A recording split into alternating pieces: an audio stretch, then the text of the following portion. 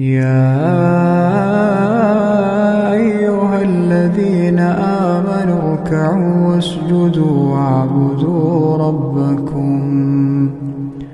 واعبدوا ربكم وافعلوا الخير لعلكم تفلحون. يا أيها الذين آمنوا اركعوا واسجدوا واعبدوا ربكم وافعلوا الخير لعلكم تفلحون. يا صباح الخير، ازيكم؟ عاملين ايه؟ يا رب تكونوا بخير. معاكم علا ودي قناتي، وان شاء الله النهارده بقى فيديو جديد وروتين جديد. بس قبل ما ابدا الفيديو، لو لسه جديده معايا اول مره تشوفيني، اتمنى كده تاخدي لفه في القناه، ولو عجبك المحتوى الفيديوهات اللي بنقدمها اتمنى كده تشرفيني وتدعميني وتنوريني وتكوني اختي من اخواتي. كمان برحب بكل اخواتي اللي دخلوا جديد معايا، اهلا وسهلا بيكم، نورتوا القناه وشرفتوني. والنهارده ان شاء الله تعالوا بينا بقى نكمل الفيديوهات بتاعتنا. احنا بدأت معاكم يا بنات الفيديو اللي فات بتنظيفات رمضان وكده، كل سنة وحضراتكم طيبين. فان شاء الله النهاردة هنكمل برضو فيديو تاني لتنظيفات رمضان، فهعمل كده الجزء التاني بقى من الريسبشن. هعمل معاكم النهاردة البلكونة. طبعا الجزء ده علشان خاطر ابدأ فيه لازم اعمل البلكونة. لو انا عملته وما عملتش البلكونة ولا كأن عملت حاجة. وطبعا انتوا شايفين الجو كده اليومين دول، في هوا كده بتراب، فبجد كان لازم ان هي تتعمل. فقلت كده اسمي الله كده وابدا بالبلكونه. هي بجد يا بنات، انتوا عارفين ان انا اللي متابعني يعني باخد كده حاجه حاجه كل يوم. فبصراحه اليوم ده انا عملت البلكونه، بصراحه خدت مني وقت. يعني هي التصوير كده يحسسك ان هي يعني خلص بسرعه، بس بجد هي اخدت مني وقت جامد جدا. طبعا متفقين قبل ما بنمسح او بندخل اي نوع من المية في اي حاجة بننضفها، لازم نكون الاول مشفطين كل التراب لو نزل عليه المية بيعمل كده. يعني ايه، بيبقى رخم كده وبيلزق في الحاجة بمعنى اصح. فجبت المكنسة بتاعتي كده ويعني ايه، وبدأت ان انا اشيل اي تراب موجود. البتاع الاخضر ده يا بنات بصراحة ما بينضفش غير لما يعني ايه بالمكنسة. يعني عملته مرة بالمية، كان بصراحة وحش قوي، فلازم بقى تخلعيه ولازم تروحي تغسليه والكلام ده كله. انا مش بعرف اعمله لوحدي، يعني زوجي المفروض هو اللي بيعرف يعني يخلعه وكده. فبصراحة عملته كده بالمكنسة، فبيديني نتيجة حلوة، يعني اللي هي الفرشة بتاعت المكنسة دي بتدخل كده جوه في الورق، وبصراحة بتشفط كل التراب اللي موجود فيه. بس والله بفكر يا بنات ان انا اخلعه، ايه رأيكم بقى؟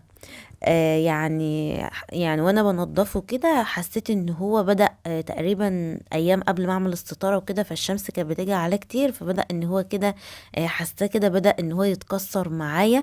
حتى ما عرفتش اعمله بالمكنسة كويس. يعني عارفين انتوا لو مسكتوه كده تحسوه داب. فبصراحة عايزة اخلعه كده واغيره. يا اما يعني ايه، اخلي الدنيا هادية كده اكتر في البلكونة واشيله خالص واسيب الحديد بس هو اللي ظاهر. بس ايه رأيكم؟ يعني قلت بقى اخد رأيكم، قولوا رأيكم في الكومنتات. هو عاطي خضار وشكل حلو، بس بصراحة ما بقيتش ان انا احبه زي الاول. آه خاصة انا بحب الحاجة الهادية. فحاسة كده ان الدنيا كلها في البلكونة بقت مش عارفة، حاساها زحمة كده، فممكن لو شلت الاخضر ده ممكن الدنيا تهدى شوية. فكنت كده خلصت يعني شفطت كل التراب، وجبت كده اللي هي يا بنات البتاعة اللي هي الموب دي، كانت عندي قديمة بس باظت، فبستخدمها بقى في غسيل الشبابيك. عايزة اقول لكم رهيبة، لهلوبة بجد، حلوة جدا، بتنضف حلوة قوي. فانا طبعا كنت جبت كده طبق فيه ميه وكلوركس الوان، وبدات ان انا اعمل الشباك الالموتال. بعمله من بره ومن جوه يا بنات، يعني انا عملته من بره ورجعت عملته من جوه. بس طبعا ما رضيتش اطول عليكم في تفاصيله، يعني هو تفاصيله كتير على فكرة لانه كبير جدا، يعني هو واخد الحيطة كلها. فلو يعني كان ممكن ياخد الفيديو كله في التصوير. فبصراحة يعني صورت معاكم حاجات بسيطة كده منه علشان خاطر ايه، يعني الفيديو ما يبقاش طويل وممل. بس انا بصراحة كنت عملت بقى، يعني شلت التراب ورجعت جبت كده اللي هي الموب دي وبكلوركس الوان كده وشوية مية وخليته زي الفل. بجد البتاعة دي حلوة قوي، بتدخل في التفاصيل كده في الزوايا، وحلوة قوي بتنظف جميل جدا. فبصراحة نظفتهولي وبقى جميل قوي. وطبعا بعد ما خلصت حتى عملت الازاز بها برضو. بس طبعا لازم الملمع في الاخر. هو كل ده انا شلت التراب وبعد كده غسلته وبعد كده بلمع في الاخر خالص، وبجد بيديني نتيجة حلوة قوي. ببقى مبسوطة. اكتر حاجة بشيلها مع بنات في تنظيفات الريسبشن يعني هي الشبابيك، خاصة الشباك الكبير ده. بجد بيبقى ممل جدا وبيبقى كبير وتفاصيله كتير. فبجد يعني ايه بيتعبني جامد. فبصراحة يعني هو اكتر حاجة لما بخلص منها ببقى مبسوطة قوي. فالحمد لله كده كنت خلصته. زي ما انتوا شايفين كده الدنيا كانت مقلوبة. يعني كل اللي كان في البلكونة انا حطيته في الريسبشن من جوه علشان خاطر اعرف انضف براحتي. جبت طبعا اللي هي الموب دي، وقعدت كده بعد ما شلت طبعا التراب من على البراويز دي فانا مسحتها كده. انا يا بنات ببقى اخد الحاجات دي وبغسلها، بس بصراحة انا عارفة ان اليومين الجايين دول يعني في شهر 3 اخره كده بيبقى هنا في اكتوبر يعني رياح بقى بالتراب، بصوا بحاجات صعبة يعني. فبصراحة مرضتش ايه ان انا اخلع بقى وكده، علشان خاطر انا عارفة ان كده كده في هوا جاي وتراب ورياح، بتبقى يعني الرياح كده بتبقى رملية، بتبقى وحشة قوي. فالدنيا دي كلها هتتعمل تاني. فانا قلت يعني مش هتعب نفسي قوي، انا هعمل على قد مثلا يعني في المعقول كده، وهنضف الدنيا برضو وفي نفس الوقت اكون انجزت. وعشان خاطر لما هاجي اغسل بقى الكنب بتاع الريسبشن اللي في وشه ده من جوه ما يبوظليش الدنيا تاني. فبصراحة عملت كده يعني ايه، شلت التراب ونضفت برضه، يعني نضفت بذمة برضه. بس يعني ايه، لان اصلا كان في هوا الفترة اللي فاتت بتراب، فكانت اصلا البلكونة مليانة تراب. فانا نضفت وقلت بقى ايه، ربنا يستر بقى ويعني والرياح دي تتأخر شوية او الجو يعني قلبة الجو دي بتبقى رخمة وبتجيب تراب كده جامد في البلكونات. فبصراحة انا كنت عايزة انجز، لان انا عايزة اعمل الانتريه، لان انا كنت عملت معاكم الجزء اللي جوه ده. وغسلت اللي هو الكرسي والكنبة الكبيرة ولسه الباقي.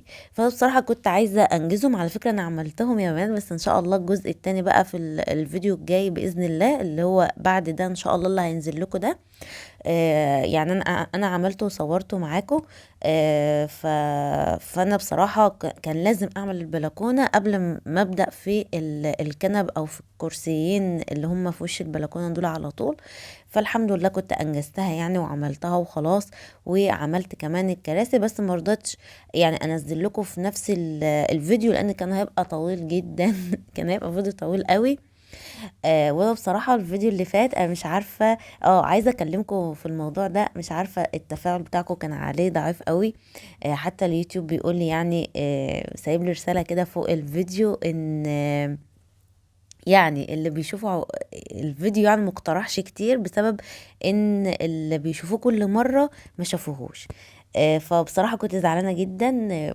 كل ما اقول خلاص يعني بقى ليا متابعين بيحبوني وكده، وهم نفسهم اللي بيشوفوني كل مرة. على فكرة يا بنات ببقى مبسوطة جدا لما الفيديو يجيلي عليه كده ان المشتركين اكتر من اللي هم الناس اللي مش مشتركين. انتوا فاهمين قصدي؟ فبجد ببقى مبسوطة جدا ان انتوا بتبقوا متفاعلين معايا. بس الفيديو اللي فات ده حسيتكم مش متفاعلين خالص. كمان لقيت برضو اليوتيوب سايب لي فعلا رسالة ان انتوا مش يعني الناس اللي بيشوفوني كل فيديو ما شافوش، يعني اغلبيتكم ما شفتوش الفيديو اللي فات. فمش عارفة يعني الفيديو كان وحش او ما عجبكوش ليه ما تفاعلتوش عليه، مش عارفة.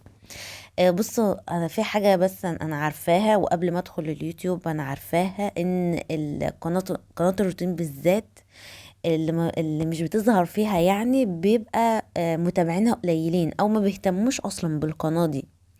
بس والله انا دخلت ويعني وعارفه يعني مسلمه امري لله يعني. يعني عندي امل كبير ان ربنا عارف ان انا بتعب وان انا بعمل محتوى كويس ومحترم.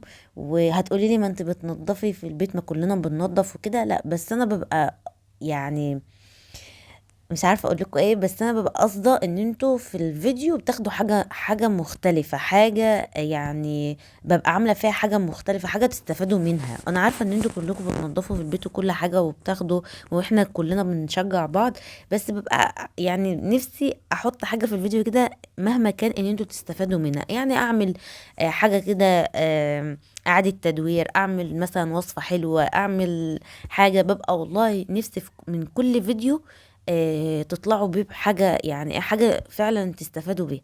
بحزن جدا لما بشوف يعني في فيديوهات وبتبقى اخدة ألوفات المشاهدات، وبتبقى يعني لنا الله. مش هطول عليكم في الموضوع ده، بس فعلا يا بنات يعني اتمنى كده ان المحتوى يكون عجبكم، وبجد بجد بقى محتاجة تحفيز وتشجيع منكم، زي ما انتوا بتتحفزوا مني مثلا في شغل البيت، او بتاخدوا مني وصفة، او بشجعكم في حاجة معينة.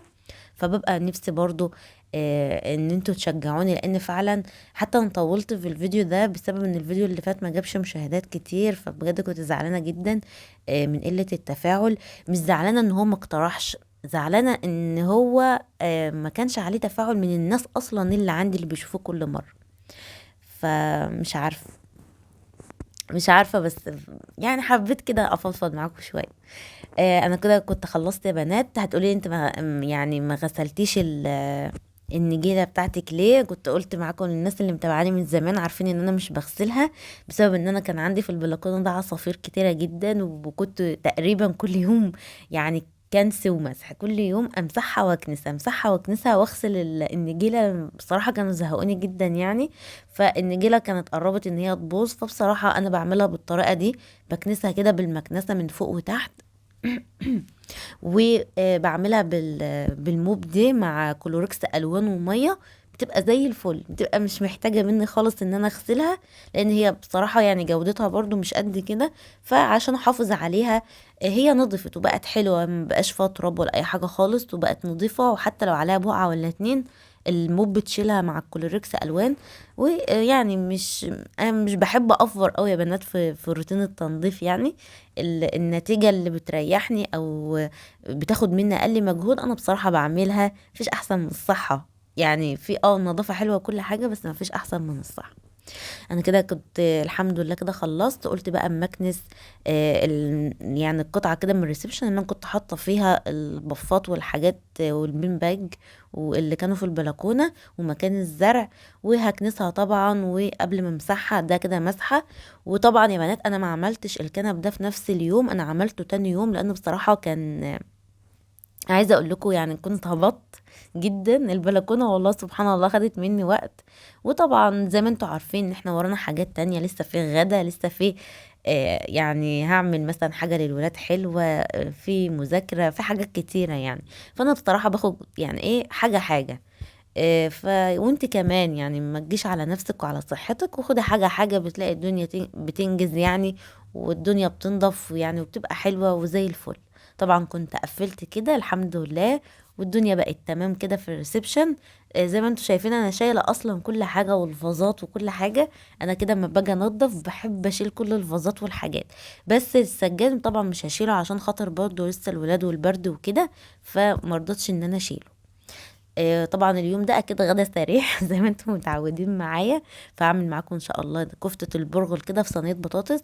اعملها بطريقة سهلة وبسيطة خالص. بجيب كده بصلاية متوسطة وببشرها، ودول معلقتين كده من البرغل كنت غسلاهم وسايباهم نشفوا خالص. البصلة يا بنات ببشرها بميتها، يعني مش بصفيها زي اللي هي الكفتة بتاعتي الحاتي، لا انا محتاجة المية علشان خاطر هنقع فيها كده البرغل. و هسيبه شوية يعني عشان خاطر البرغل كده يشرب مية البصل كده ويديك طعم حلو للكفتة بتاعتك. هحط طبعا فلفل اسود، وحطيت ملح، وحط بابريكا. البابريكا مهمة جدا في الوصفة دي، هي اللي بتديكي اللون كده الغامق الاحمر بتاع اللحمة المفرومة. طبعا كل سنة وانتم طيبين بقى في رمضان، والكبيبة طبعا الشامي دي ان شاء الله هبقى اعملها معاكم. هتبقى حلوة قوي، وطبعا بتفرزيها يعني تنفع ان هي تتفرز، وكفتة البرغل دي تنفع ان هي تتفرز يا بنات. هسيب كده طبعا ده على جنب كده لحد ما البرغل كده يتشرب، يعني حوالي ربع ساعة، بتسيبها كده حوالي ربع ساعة. وهاجي كده اجهز اللي هي الصينية بتاعة البطاطس. جبت بصلة كده وقطعتها شرايح زي ما انتوا شايفين، واحط كده عليها ملح وفلفل وكده بهارات كده مشكلة، ونص مرقة ماجي. طبعا عايزة تستغنى عنها براحتك، بس انا بحب كده احط كده يعني نص نص، مش هيقول لا. وبعد كده اجيب كده طماطمايه وهبدأ ان انا ببشرها يا بنات، مش بضربها، لا هي طماطمايه بس. هبشرها كده. بتدي تيست حلو وبتدي طعم حلو كده في الصينيه دي. انت ممكن اصلا تعمليها بطاطس كده ببصل وخلاص، بس انا قلت ما احط كده طماطمايه بتدي طعم حلو برضو. وهبدأ كده ان انا يعني اقلبهم في بعض، واحط كده حوالي كده فص توم، مش هكتر برضو. ومعلقة كده من الصلصة الجاهزة، وهقلبهم في بعض، وهنزل كده بالبطاطس بتاعتي واقلبها كده. واحط كده يعني ايه، لو عايزة تحطي بقى حاجة سبايسي حطي كده فلفل اخضر. أنا مش بكتر طبعا عشان ولاد صغيرين فمش بيحبوا السبايسي قوي. هقلبهم في بعض، وهنزل عليها كده بشوية زيت، وهسيبها على جنب لحد ما هصبع الكفتة بتاعتي واجهزها واحطها فوق وبدخلها الفرن. اسهل غدا ممكن تعمليه، مش بتاخد وقت خالص خالص. يعني انا يعني لما اكون مزنوقة كده في غدا، يعني كان عندي تنظيف او عندي حاجة وبعملها، بصراحة بتنجزني جامد يعني. طبعا كده البرغل كان اتشرب معايا اللي هو مية البصل، فهنزل على كده اللي هو الكزبرة دي خضرة مقطعاها كده صغير. وهنزل طبعا بالبهارات وبفص كده توم مهروس، بهارات لحمة. احنا حاطين طبعا البابريكا. هنزل كده بالحبهان المطحون مع ورق اللورة والكبيبة الصيني او البهار الحلو. دول يا بنات حاجة اساسية في اي وصفة فيها لحوم وفراخ، بجد بيدوكي تيست حلو، ولا في زفارة بقى ولا اي كلام من ده خالص. بحط كده معلقة من صوص الباربيكيو، طبعا دي براحتك اختياري، وبضربها في بعض. اضربهم كده كويس. وطبعا مش بحط اللحمة كلها، بسيب كده جزء من اللحمة علشان خاطر ما تبقاش ناعمة منك قوي، فبتبقى مش حلوة. انما لما بتضربي جزء من اللحمة، ده حوالي يا بنات يعني ربع كيلو من اللحمة، بحط كده معلقة كبيرة من الدقيق، وبنزل عليها بكده بنص معلقة كبيرة كده، نص معلقة سوري صغيرة مليانة كده من البيكنج باودر، وبقلبهم في بعض. بجد دي احلى طريقة جربتها لكفتة البرغل. كنت واحدة عراقية يعني اللي كانت عاملاها، انا كنت يعني متابعاها، فبصراحة من يوم ما جربتها ربنا يا رب يجازاها خير بجد، وهي حلوة قوي، وانا مش بغير الطريقة دي خالص.